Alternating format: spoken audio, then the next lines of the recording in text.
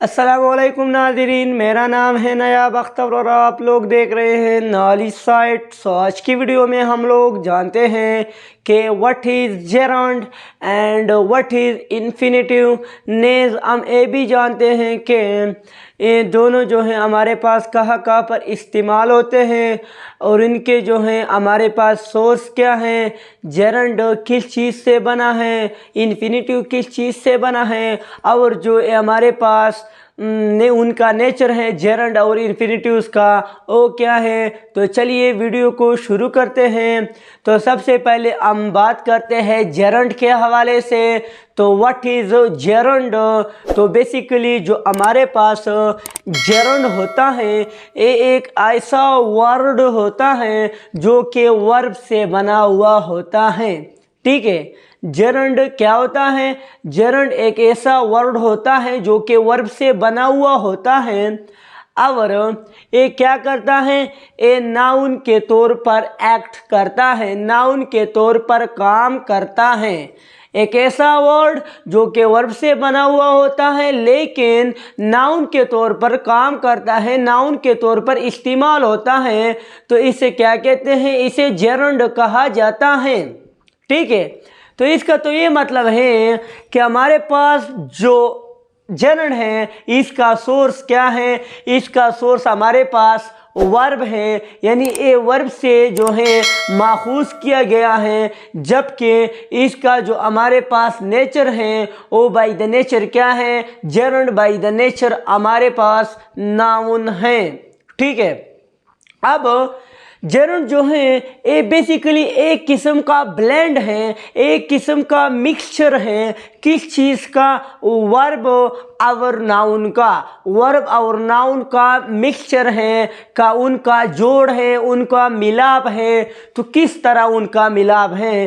क्योंकि हम इसको इस तरह जो है इसका मिलाप कंसीडर करते हैं क्योंकि by the way a verb की तरह दिखाई देता है। It seems like what? It seems like verb.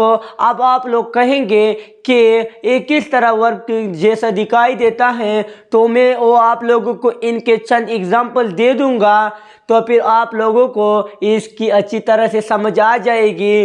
और ये जो है नाउन की तरह एक्ट करता है तो इसलिए हमने जो है इसको ब्लेंड, इसको mixture of verb and noun कहा गया है। ठीक है, सवाल ये पैदा होता है कि हाँ हमने तो कहा कि जेरंड वर्ब से बनता है, लेकिन जेरंड किस तरह वर्ब से बनता है? तो वर्ब का तो आप लोगों को पता होगा कि वर्ब किसे कहते हैं। An action word is called a verb, यानी हमारे पास जिस सेंटेंस में कोई वर्ड हमारे पास एक्शन दिखाता हो, फेल दिखाता हो, काम जाहिर करता हो, तो इस तरह के वर्ड को हम जो है क्या कहते हैं? वर्ब कहते हैं। अब उस वर्ब के हमारे पास बेसिकली 4 टाइप्स है, 4 फॉर्म्स हैं। Present form, past form, future form, ठीक है, पास्ट पार्टिसिपल फॉर्म जो होता है और प्रेजेंट पार्टिसिपल फॉर्म हो। ठीक है, तो ये हमारे पास इनके 4 फॉर्म्स हुए। तो अब जो इसका प्रेजेंट फॉर्म है हमारे पास किस चीज़ का? वर्ब का जो हमारे पास प्रेजेंट फॉर्म है हम उसके आखिर में आईएनजी को यूज़ करते हैं। तो जब हम वर्ब के आखिर में आईएनजी यूज़ करते हैं तो इससे जो है फिर क्या बनता है? इससे हमारे पास जेरंड बन जाता है। इससे हमारे पास क्या बन जाता है? इससे हमारे पास जेरंड बन जाता है। तो अब सवाल ये पैदा होता है कि अगर वर्ब के एंड में आईएनजी लगाया जाए तो इससे जेरंड बनता है, लेकिन वर्ब के आखिर में जब आईएनजी लगाया जाए तो इससे तो प्रेजेंट पार्टिसिपल भी बनता है। तो फिर हम इन दोनों के दरमियान डिफरेंशिएट किस तरह करेंगे कि आया फिर जेरंड क्या होता है और प्रेजेंट पार्टिसिपल क्या होता है, इन दोनों के दरमियान बुनियादी फ़र्क क्या है? तो इसको जानते हैं। जो हमारे पास इनके दरमियान बेसिक डिफरेंस होता है, तो प्रेजेंट पार्टिसिपल का जो नेचर होता है वो बाय द नेचर वर्ब होता है, याद रखें। वो जस्ट हम प्रेजेंट फॉर्म ऑफ वर्ब के पीछे आईएनजी को यूज़ करते हैं और उनसे क्या बनाते हैं, उनसे हम प्रेजेंट पार्टिसिपल बनाते हैं, लेकिन वो बाय द नेचर वर्ब होता है। लेकिन जो हमारे पास जेरंड होता है उसमें जो है हम प्रेजेंट फॉर्म ऑफ वर्ब के पीछे आईएनजी को यूज़ करते हैं, लेकिन फिर वो क्या होता है, वो हमारे पास वर्ब नहीं रहता बल्कि वो नाउन बन जाता है। ठीक है, अब इनके दरमियान दूसरा फर्क इनके दरमियान ये है कि जो प्रेजेंट पार्टिसिपल हैं इसको हम प्रोग्रेसिव वर्ब भी कहते हैं। क्या कहते हैं? Progressive verb. प्रोग्रेसिव वर्ब का मतलब है एक किस्म का डायनामिक वर्ब, जिसका मतलब है, जिसका काम ये है कि एक किसी सेंटेंस में एक काम की, एक एक्शन की कंटिन्यूटी को शो करता है। एक एक्शन को क्या करता है? एक एक्शन की कंटिन्यूटी को शो करता है। मतलब मैं कहता हूं कि आई एम प्लेइंग क्रिकेट, मैं क्रिकेट खेल रहा हूं, तो मैं क्रिकेट खेल रहा हूं यानी अभी भी मैं खेल रहा हूं, एक कंटिन्यूटी है एक किस्म की। तो जो इस फिक्रे में हमारे पास प्लेइंग है, यहाँ पे ये प्लेइंग प्रेजेंट पार्टिसिपल है, क्योंकि ये एक किस्म की क्या करता है, कंटिन्यूटी को शो करता है, एक्शन की कंटिन्यूटी को शो करता है। ठीक है, इसको प्रोग्रेसिव वर्ब कहते हैं। जबकि जो हमारे पास जेरंड है ए नाउन है, और नाउन किस चीज को कहते हैं? Any naming word is called a noun, या the name of a person, place, thing, activity और any idea is called a noun. तो ये जो होता है हमारे पास name of thing, name of person, place, activity और एनी आइडिया एटसेट्रा को जो है हम जेरंड कहते हैं। तो ये हमारे पास जेरंड और जो है हमारे पास प्रेजेंट पार्टिसिपल के दरमियान बुनियादी फर्क हैं। फिर आप लोग जो है इन दोनों को एक दूसरे के साथ कंफ्यूज ना करें। अब हम चलते हैं जेरंड के कुछ एग्जाम्पल्स और उनकी जो हमारे पास यूजेज वगैरह हैं, और मतलब है और भी इनकी थोड़ी बहुत एक्सप्लेनेशन उनकी तरफ। अब हम बात करते हैं जो जेरंड की हमारे पास एग्जाम्पल्स हैं और इसके अलावा इसकी जो यूसेज है उसके मुतल्लिक। जो जेरंड की एग्जाम्पल हैं तो याद रखें हमारे पास इंग्लिश लैंग्वेज में जितने भी वर्ब्स हैं उनसे जो है हमारे पास जेरंड बन सकता है। ठीक है, जितने भी वर्ब्स हैं हमारे पास इंग्लिश लैंग्वेज में उनसे जो है हमारे पास क्या होता है, वर्ब बन सकता है। लेकिन एक बात, जो हमारे पास इंग्लिश ग्रामर में मॉडल वर्ब्स हैं उनसे हरगिज़ हम जो हैं मॉडल वर्ब को बना नहीं सकते। ठीक है, हमारे पास इंग्लिश ग्रामर में जितने भी वर्ब्स हैं उनसे तो जेरंड बना सकते हैं, लेकिन मॉडल वर्ब से हरगिज़ नहीं बना सकते। ये एक एक्सेप्शन है मॉडल वर्ब की, बाकी जितने भी वर्ब्स हैं हम बना सकते हैं। तो अब सवाल पैदा ये होता है कि मॉडल वर्ब्स क्या होते हैं? तो मॉडल वर्ब्स भी एक तरह के वर्ब्स होते हैं जिनमें जो है हमारे पास ए वर्ब्स आते हैं, can, will, shall, may, might, could, would, should, must, are to. तो ये हमारे पास क्या है, ये सारे के सारे हमारे पास मॉडल वर्ब्स की कैटेगरी में आते हैं। और याद रखें मॉडल वर्ब की एक और ट्रिक कि मॉडल वर्ब के बाद हमेशा हमारे पास क्या आएगा, first form of the verb आएगा। क्या आएगा? First form of the verb आएगा। और मॉडल वर्ब से हम जेरंड को नहीं बना सकते। अब जेरंड की कुछ एग्जाम्पल्स हैं जो कि हमने दूसरे वर्बों से जो है बनाए हैं, उनको आप देख सकते हैं एग्जाम्पल्स में। स्विम से जो है हमने स्विमिंग बनाया है। हम पहले भी कह चुके थे कि हम वर्ब के आखिर में आईएनजी लगाएंगे, फिर जो है हमारे पास जेरंड बन जाएगा।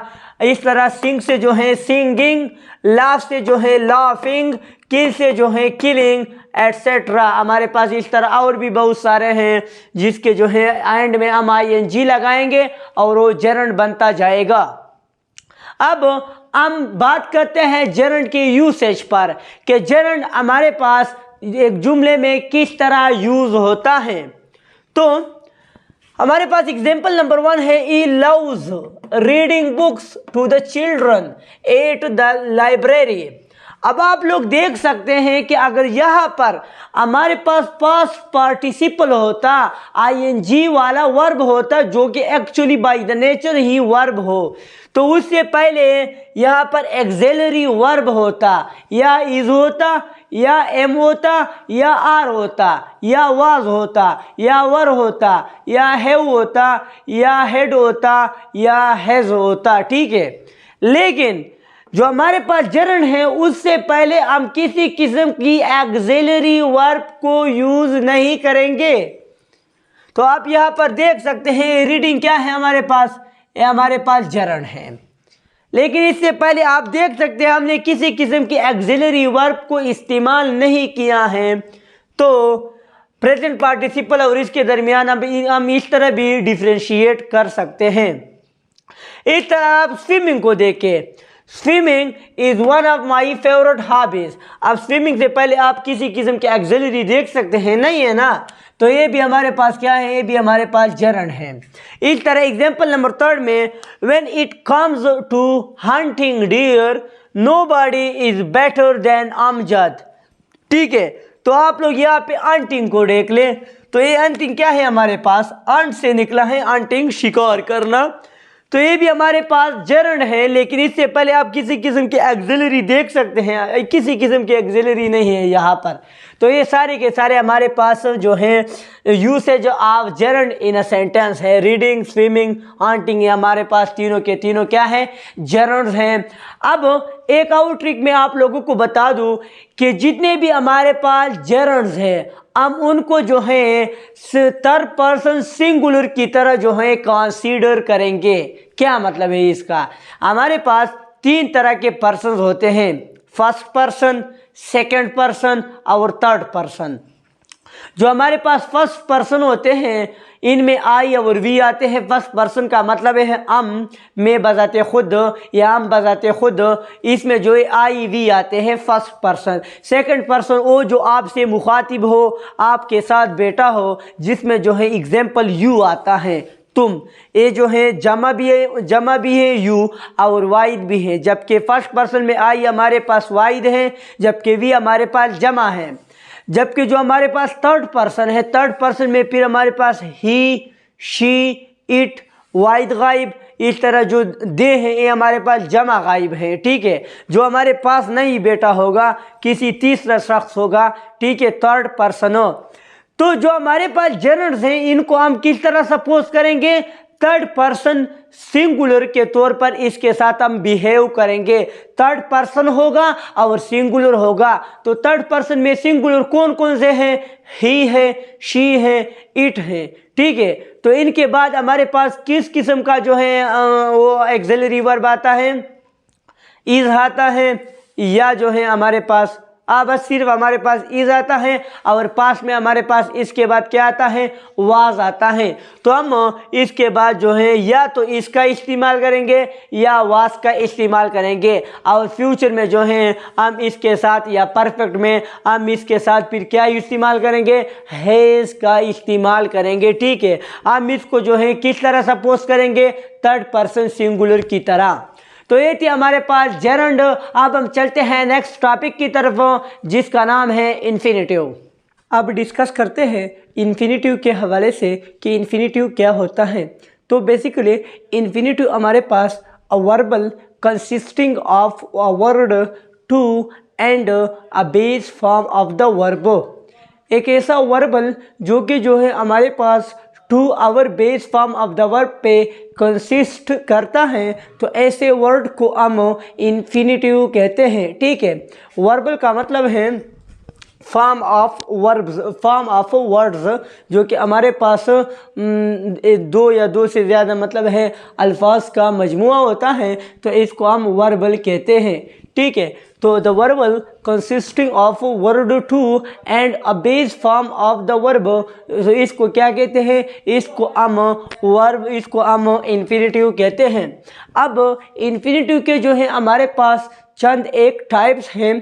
तो तो इसका जो पहला टाइप है इसको हम कहते हैं प्रेजेंट इन्फिनेटिव। इसका जो दूसरा टाइप है इसको हम कहते हैं प्रेजेंट कॉन्टिन्यूस इन्फिनेटिव। इसका जो थर्ड टाइप है इसको हम कहते हैं प्रेजेंट परफेक्ट कॉन्टिन्यूस इन्फिनेटिव। और इसका जो फोर्थ टाइप है इसको हम कहते हैं प्रेजेंट परफेक्ट इन्फिनेटिव। ठीक है, तो हमारे पास जो इन्फिनेटिव का सोर्स है यानी ये किस चीज़ से मिलकर बनता है, तो इन्फिनेटिव को तो आप लोगों को पता है कि ये टू अवर वर्ब के मिलाप से जो है बनता है। और इसका नेचर क्या है, तो ए बाय द नेचर एक नाउन है। इन्फिनेटिव क्या है, ए बाय द नेचर नाउन है और जेरंड भी बाय द नेचर नाउन था, लेकिन जेरंड जो था वो वर्ब के आखिर में आईएनजी के लगाने से बनता था, जबकि इसको जो है इन्फिनेटिव को जो है base form of the verb से पहले टू से मिलकर बनाया जाता है। अब जो हमारे पास पहला टाइप है इन्फिनेटिव का जो हमारे पास पहला टाइप है, इसके फर्दर दो टाइप्स हैं हमारे पास। हमारे पास क्या है, फर्दर दो टाइप्स हैं।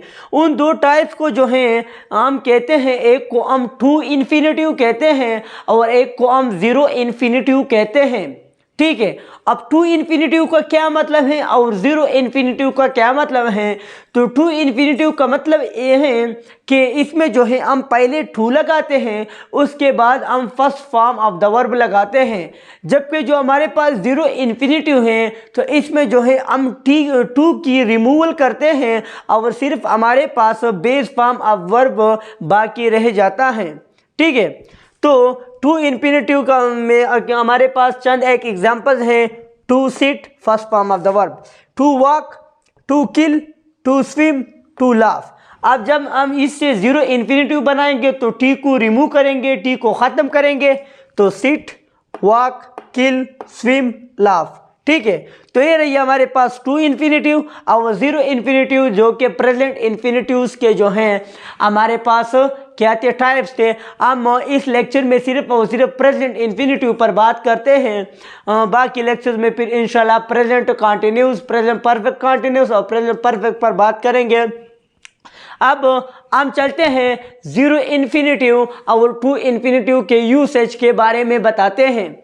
तो जो हमारे पास जीरो इन्फिनेटिव है, याद रखें जीरो इन्फिनेटिव हमेशा मॉडल वर्ब के बाद आता है। अब मॉडल वर्ब क्या होते हैं, मॉडल वर्ब का मैंने पहले आप लोगों को बता दिया, can, could, shall, should, will, would, may, might, ought to, must. ये हमारे पास क्या है, हमारे पास मॉडल वर्ब्स हैं।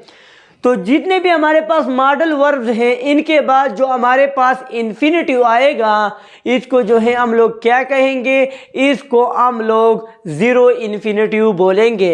यानी आप लोग यहाँ पे देख सकते हैं, would you like a cup of coffee. तो यहाँ पे हमारे पास क्या है, वुड है। उसके बाद ठीक है, यहाँ पे हमारे पास सब्जेक्ट दरमियान में आया है, लेकिन उसके बाद जो लाइक आया है इसको जो है वर्ब हम जो है हमारे पास ये वर्ब की तरह दिखाई देता है, लेकिन ये वर्ब है नहीं, ये हमारे पास जीरो इन्फिनेटिव है जो कि बाय द नेचर क्या है, बाय द नेचर नाउन है।